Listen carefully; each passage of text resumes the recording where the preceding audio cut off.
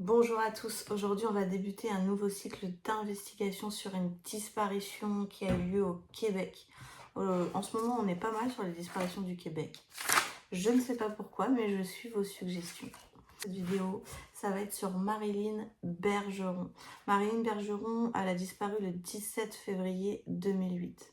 On a eu une conversation téléphonique où elle m'a dit « Est-ce qu'il y a une lumière au bout du tunnel, Nathalie? » Et voir une psychologue. Ils ont pris rendez-vous, mais Marilyn ne s'est jamais rendue à l'entretien. Donc, on va reprendre un petit peu les éléments de cette disparition pour que vous puissiez un petit peu comprendre ce qui se passe et ce qu'on va aller canaliser. Marilyn est née en 1983 et elle a toujours vécu avec ses parents à Québec. Et ensuite, elle avait 2 boulots plus une formation en finance. Donc je pense que c'est important de le dire parce que tout ça lui a permis de déménager à Montréal justement pour ces boulots-là, si je ne me trompe pas. En 2008, Marilyn Bergeron, elle dit à ses parents qu'elle ne se sent plus en sécurité à Montréal et qu'elle aimerait retourner au Québec, chez eux, mais qu'elle ne souhaite pas en dire plus.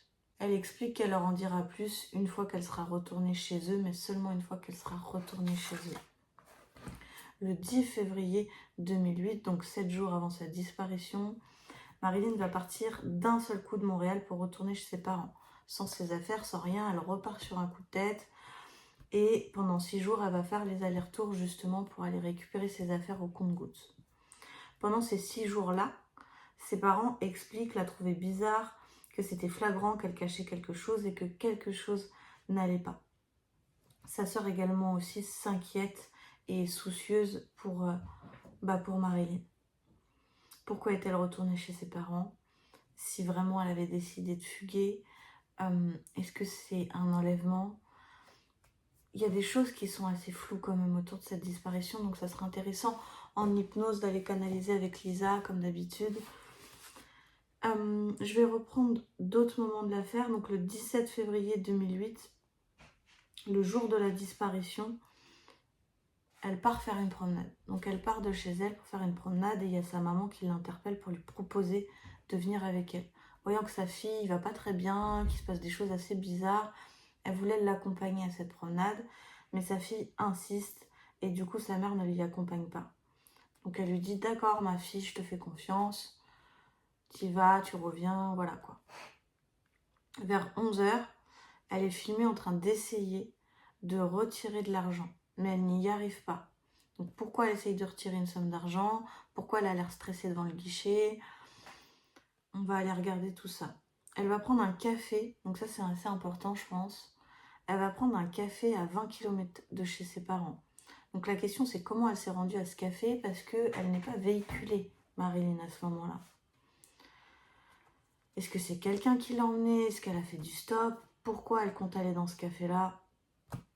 On va aller canaliser sur le sujet également. Je vais aller poser des questions. En 2010, un homme contacte Claude Poirier. Donc Claude Poirier, on l'a déjà repris dans d'autres affaires. C'est un enquêteur au Canada. Donc on le contacte pour lui dire qu'on a vu Marilyn à Hawkesbury, une ville, une communauté francophone. Donc on explique l'avoir vue là-bas plusieurs fois et en présence d'un jeune homme plus jeune qu'elle. Donc est-ce que c'est vraiment Marilyn? Est-ce que c'est quelqu'un d'autre qui lui ressemble? Si c'est elle, pourquoi elle ne contacte pas ses parents si elle est bien en vie? Parce que tout le monde s'inquiète pour elle. Donc on va aller regarder ça aussi. Du coup, Claude Poirier, suite à cet appel, il décide de se rendre dans cette ville en question pour aller faire ses recherches, investiguer et voir si elle est bien là-bas. Donc il y a plusieurs personnes qui l'auraient reconnu, dont un restaurant qui explique bien connaître son visage et qu'elle venait assez régulièrement. Donc, encore une fois, on va demander à Lisa, est-ce que c'est vraiment cette ville-là dans laquelle Marilyn est? Est-ce qu'elle est en vie? Est-ce que c'est bien cette femme que le restaurant perçoit? Il y a des questions à se poser. Et en réalité, si c'est bien elle, pourquoi elle ne contacte pas ses parents? Sauf si elle est tenue un petit peu par quelqu'un ou par plusieurs personnes. J'ai pu voir en créant une enquête qu'il y avait certaines personnes qui parlaient de réseaux criminels. Est-ce qu'il y a un lien sur la prostitution, le trafic d'humains ou toute autre chose? Je ne sais pas. On va aller poser la question justement à Lisa.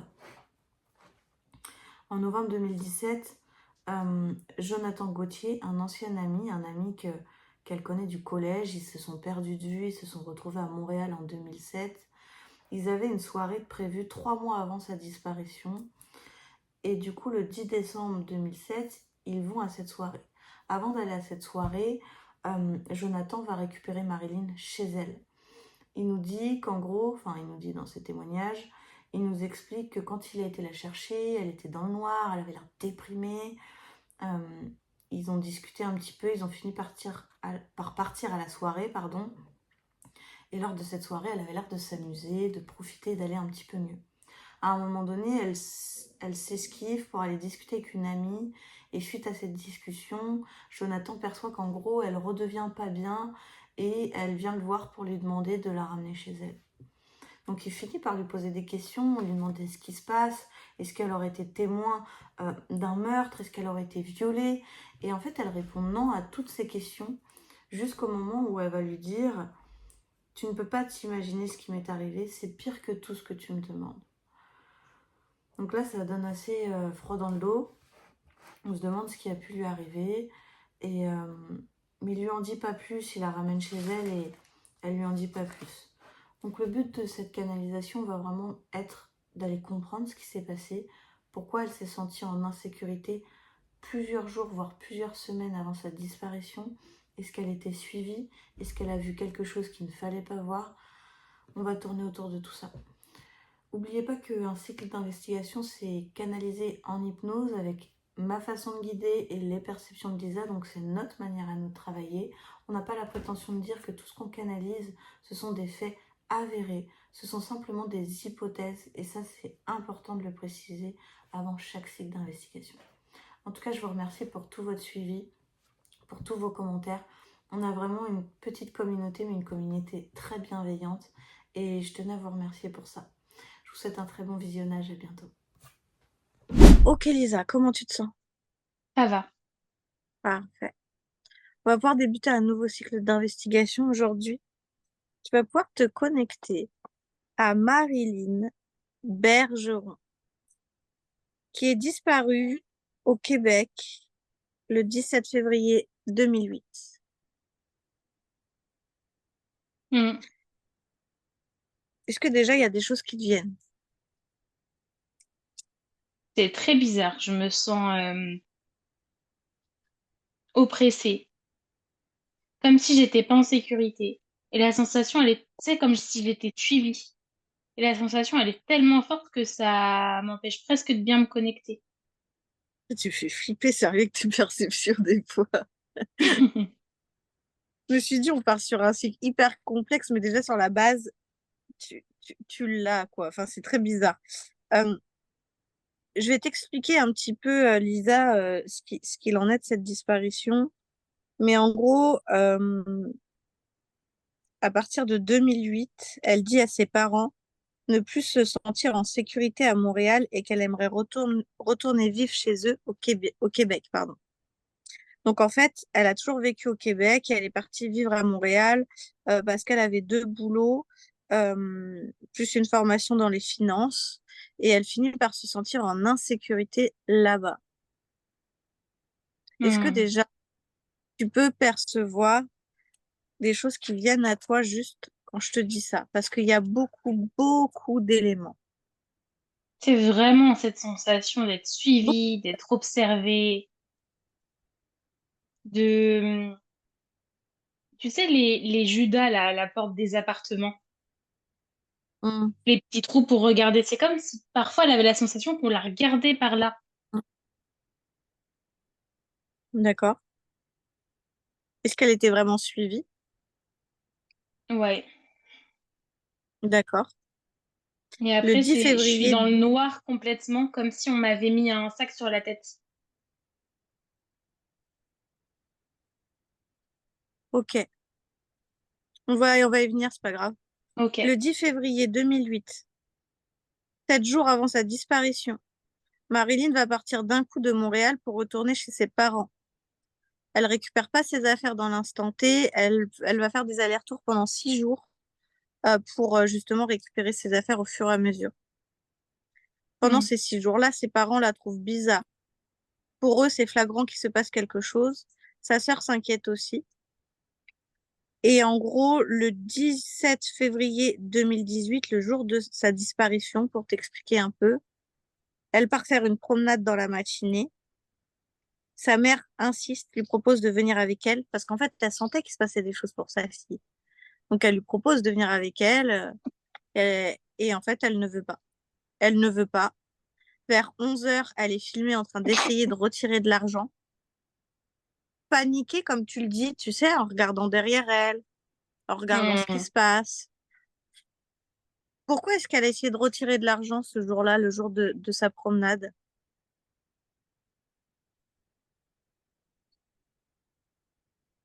Je crois qu'elle était Parce en qu'elle train devait de d'essayer de l'argent à préparer quelqu'un? sa fuite.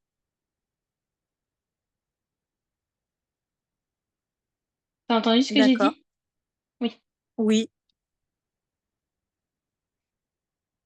Une fois qu'elle essaye de retirer de l'argent, elle n'y arrive pas. Elle va prendre un café, mais à plus de 20 kilomètres de chez elle. Comment elle s'est rendue à ce café, Lisa, sachant qu'elle n'était pas véhiculée? C'est une amie qui l'a déposée. Une amie. Pourquoi on n'a pas connaissance de cette amie si elle n'a rien à voir avec sa disparition? J'arrive pas à savoir si c'est une amie ou un ami. Mais en tout cas, il y a une relation de confiance entre les deux. D'accord? Parce que dans ce café, elle y est vue toute seule. Oui, parce qu'elle lui a demandé de l'avancer. D'accord. Comme de laisser volontairement des traces pour après partir. Il y a vraiment cette envie de laisser des indices pour essayer de semer la personne par qui elle se sentait menacée. Hmm. D'accord. Pour elle, elle était en sécurité nulle part. Donc en fait, elle avait décidé de partir. C'était un choix. Quand sa Mhm. maman vient avec toi, elle savait à ce moment-là qu'elle reviendrait pas.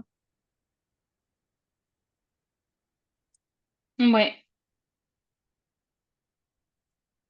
Je vois que ce qui l'a décidé à partir, c'est au moment où elle a fait ses allers-retours de son appartement à chez ses parents. Il y a Pourquoi un elle... matin où elle est rentrée dans son appartement, elle a trouvé des choses, je crois, bouger. Elle a su qu'il y a quelqu'un qui était entré, en fait. Et quel était le but de ramener toutes ses affaires chez ses parents, de retourner chez ses parents, si elle avait justement l'objectif de fuguer, de partir? Parce qu'au départ, elle pensait pas partir, elle pensait être en sécurité chez ses parents. Et c'est justement sur ce dernier jour qu'elle a vu les affaires qui avaient bougé, qu'elle a Hmm. compris que quelqu'un entrait chez elle, que là, elle s'est dit, c'est au-dessus que ce que je pensais. Hmm.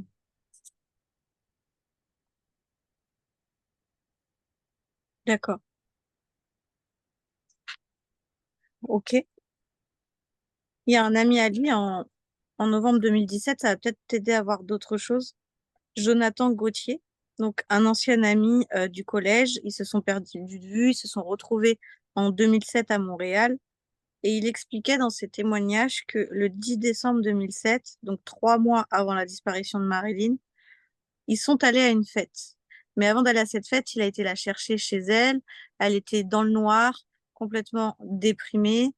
Pendant la soirée, elle avait l'air d'aller mieux. Mais à un moment donné, elle est partie parler à une amie. Et après cette conversation, elle est redevenue aussi mal que quand il l'a récupérée chez elle et elle lui a demandé de le ramener. Est-ce que cette amie avec qui elle a eu une discussion a un lien de près ou de loin avec ce qui angoissait Marilyn? Est-ce que qu'est-ce que tu perçois par rapport à cette conversation?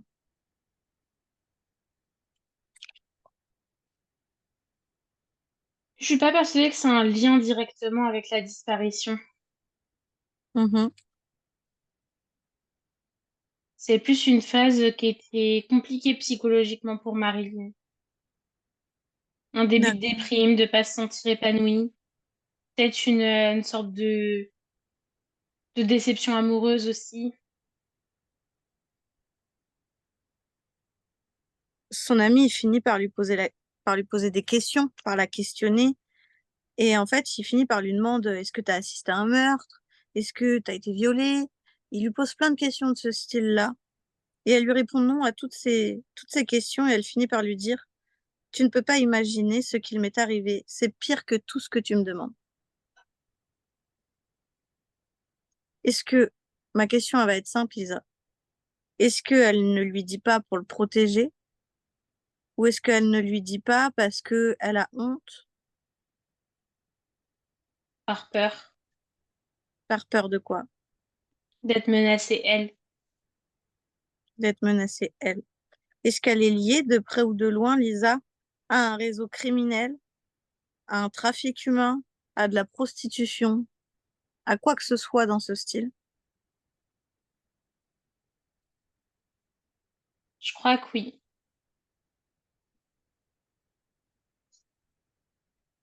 Qu'est-ce qui Ouais, je résonne? crois que oui.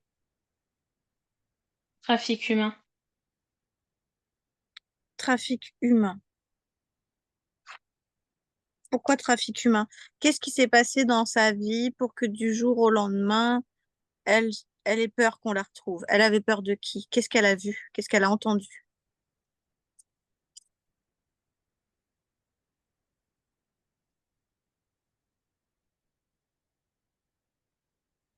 Dans la rue, je crois. Un soir, dans une soirée. Mhm, Après une soirée plutôt. d'accord. Qu'est-ce qu'elle a Elle a vu? vu un homme menacer une femme.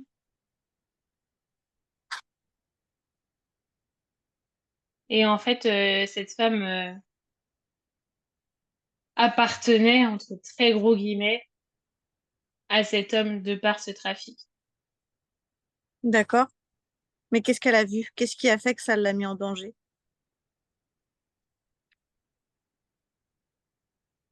Parce qu'elle a compris.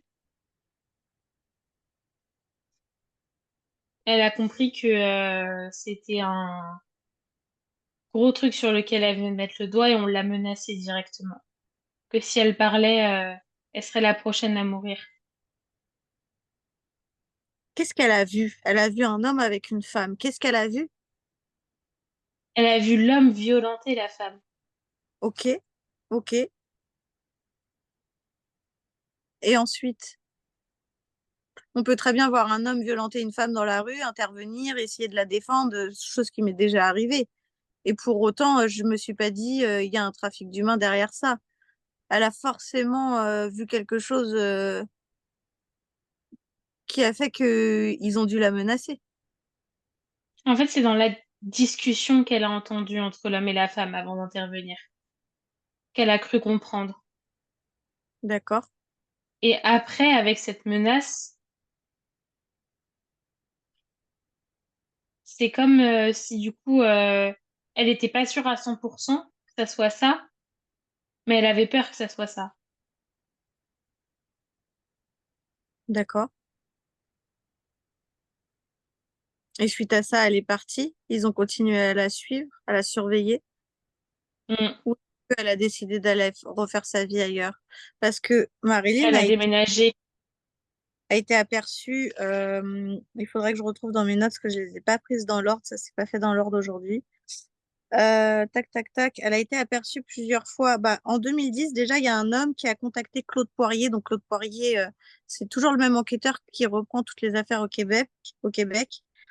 Il a été contacté parce que on pense avoir vu Marilyn à Hawkesbury, une ville avec une communauté francophone.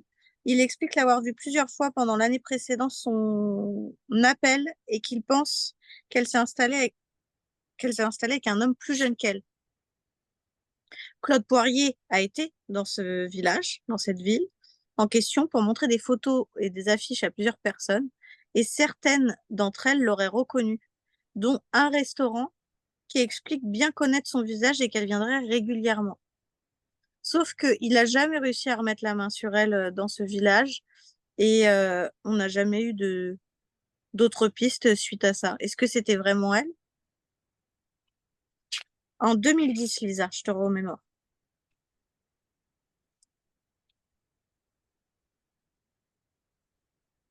J'ai un doute, je suis pas sûre que ça soit elle.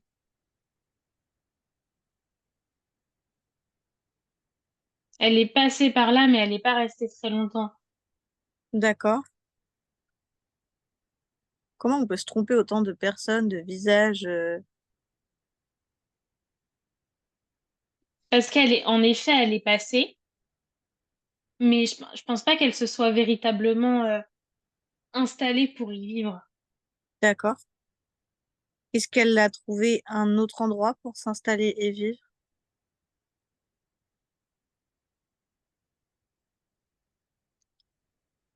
Et je crois que l'homme avec qui elle est, il a une emprise sur elle. Donc l'homme avec qui elle est, ce serait un des hommes qui l'aurait retrouvée? Hmm.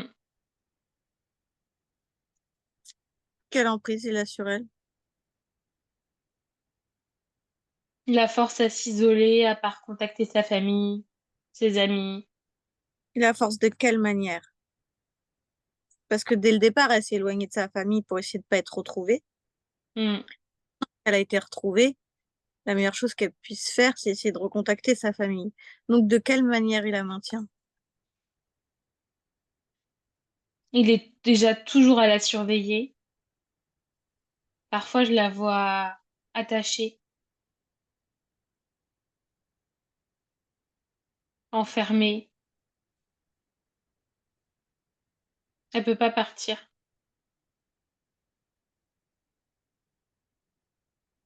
Enfermée comment ça? Elle vit où? Comment elle vit? Elle n'a pas un endroit fixe, elle bouge beaucoup. Et dès que ça attire l'attention, il déménage. Qui sont ces gens-là? Qu'est-ce qu'ils ont à gagner à faire ça avec ces femmes?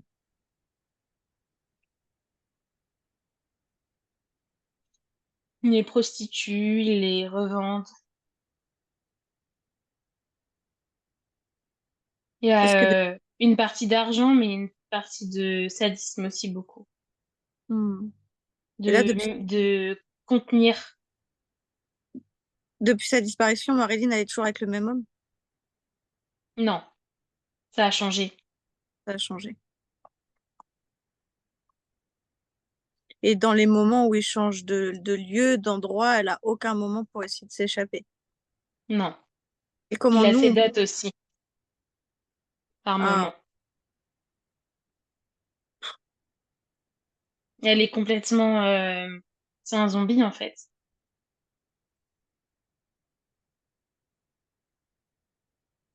d'accord. Je la vois passer de temps en temps aussi à la frontière des États-Unis. Mais ça, c'est pareil quand ils passent d'un endroit à l'autre, ce que j'allais dire quand ils voyagent. Est-ce qu'ils passent certaines frontières et comment ils font pour les passer? Elle est recherchée, Marilyn. Est-ce que là-bas, elle est, elle est bien recherchée?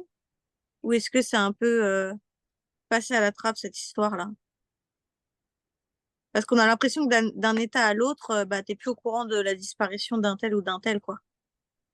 Ouais, puis il y a aussi ce truc où c'est aussi un peu facile de camoufler les traits, tu vois. Tu maquilles, tu mets une casquette. Tout le monde n'est pas scruté. Puis ça fait plus de 10 ans, ça fait 15 ans. C'est ça? Tu recherches pas une personne de la même manière, en fait. Hmm. Donc là, aujourd'hui, elle est bel et bien vivante, quoi. Enfin, Ouais, je vivante, pense que oui. si on peut dire ça comme ça, du coup. Incarnée, on va dire, plus que vivante. Hmm. Hmm. Je bloque dans mes questions, ça y est, tu as répondu à tout, on comprend maintenant. J'essaye de C'est trouver un moyen pour l'aider, pour... ouais, non, après, on a nos limites aussi, tu vois, et puis on peut pas. Enfin, c'est particulier, hein. C'est particulier. On aura beau faire tout ce qu'on veut aussi dans le subtil. Est-ce que cette femme, elle a oublié ses parents, comme l'autre site qu'on avait fait l'autre jour, ou est-ce que elle a encore conscience des choses, mais elle ose pas partir, ou elle y arrive pas, ou Elle, elle. elle se souvient, mais c'est un souvenir très lointain, tu vois. comme si c'était plus elle. Et puis, il y a tellement de diminution psychologique aussi. Oh, mais c'est il y a pas longtemps, Lisa. Elle a quand même pas fait un rebootage du cerveau. C'était en 2008. Non, c'est pour ça que je te dis, elle s'en souvient. Elle se souvient de ses parents, elle se souvient de ses familles. Mais en fait, ce que je veux dire, c'est qu'il y a beaucoup de maltraitance psychologique aussi. Et du coup, il y a, tu vois, beaucoup de pensées. On lui a dit de toute façon, si tu t'enfuis, t'iras où? Tes parents jamais ils accepteront que tu rentres. Ta famille, ils t'ont oublié, plus personne ne t'aime. Mais elle le sait que sa maman, elle l'a pas oublié, non? C'est surtout qu'elle doit avoir peur de partir, qu'on la retrouve, qu'on la tue ou qu'on s'en prenne à sa famille, peut-être. En fait, au départ, il y avait un mélange de tout. Aujourd'hui, je pense que il y a vraiment le doute de est-ce qu'elle sera toujours accueillie?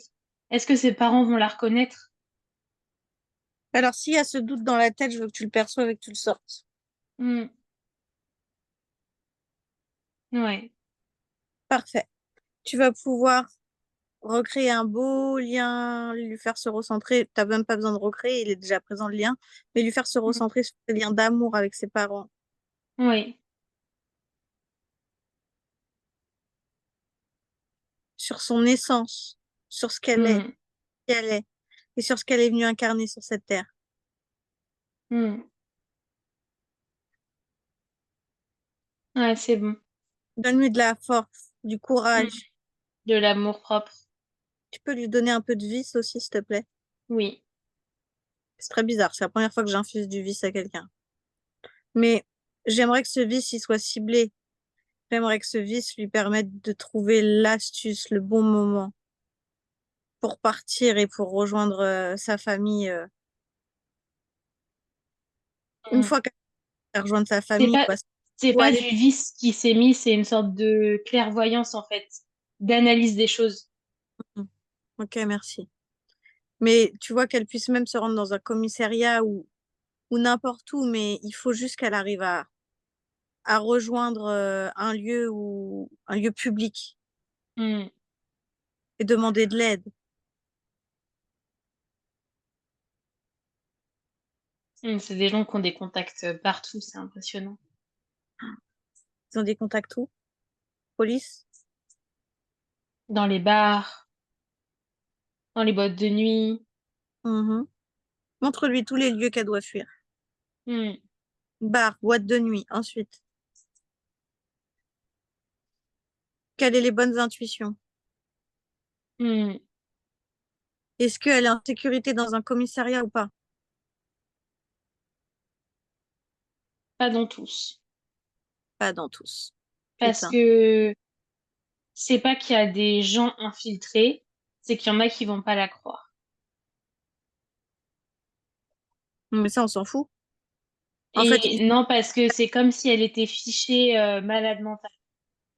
Ah, ah Et donc, d'accord. du coup, on rappelle direct et c'est retour à la case départ. Ok. Montre-lui, donne-lui l'intuition des bons commissariats dans lesquels se rendre. Hmm. Montre-lui ses parents. Montre-lui la maison d'un ami ou les bonnes maisons même d'inconnus qui sauront lui tendre la main. Parce qu'il y a plein Hmm. d'inconnus capables de pouvoir l'aider. Ouais, c'est bon.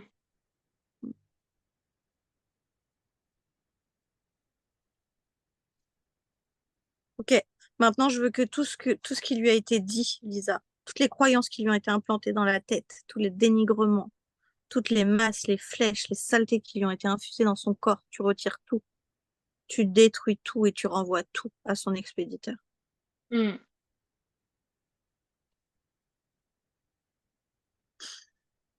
C'est fait. Ouais, j'ai senti. Ok. Maintenant, tu missionnes sa partie subtile complètement. Je veux qu'elle protège le corps physique, qu'elle renvoie tout ce qu'il lui a envoyé de cet homme,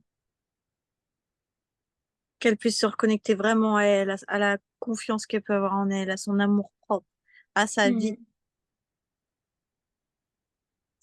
Je sais pas comment l'aider plus. On peut rien faire de plus là. On a travaillé sur tous les points qu'on pouvait. Ok. C'est à elle de se réveiller maintenant. Mm. Ah, je serais tellement heureuse qu'on voit un truc comme quoi elle est rentrée chez elle, qu'elle a été retrouvée. Hmm, Ça ce sera serait génial. génial. Mm. Ok, tu te déconnectes d'elle. Hmm, Je te remercie, Lisa. c'est dur de la laisser. Mm.